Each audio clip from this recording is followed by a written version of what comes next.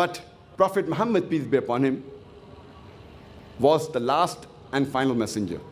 I started my talk by quoting a verse from the glorious Quran, from Surah Ahzab, chapter number 33, verse number 40, which says, Ma kana Muhammadun aba ahadim min rijalikum walakin Rasulullah wa khatamin nabiyyin wa kana Allahu bikulli shay'in alima.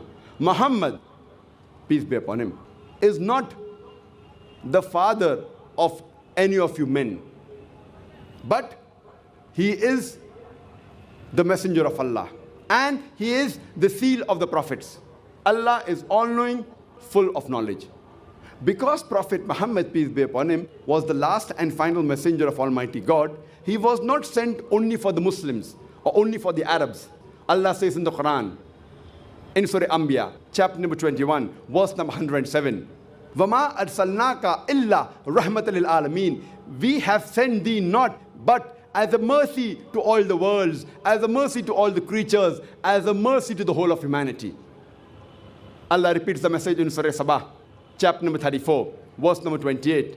وَمَا أَرْسَلْنَاكَ إِلَّا كَافَّةً لِلنَّاسِ بَشِيرًا وَنَذِيرًا. We have sent thee not but as a universal messenger, giving glad tidings and warning them against sin. But most of the human beings yet do not know. Because Prophet Muhammad, peace be upon him, was the last and final messenger, and no other messenger, no other prophet is going to come after him, that's the reason he was not sent only for the Muslims or for the Arabs, he was sent for the whole of humankind. We Muslims, because we believe that the glorious Quran is the word of Allah subhanahu wa ta'ala, is the last and final revelation of Almighty God, whatever the Quran says, we believe. That's why we also believe that Prophet Muhammad, peace be upon him, is the last and final messenger, and we also believe that he was sent for the whole of humankind. But most of the non-Muslims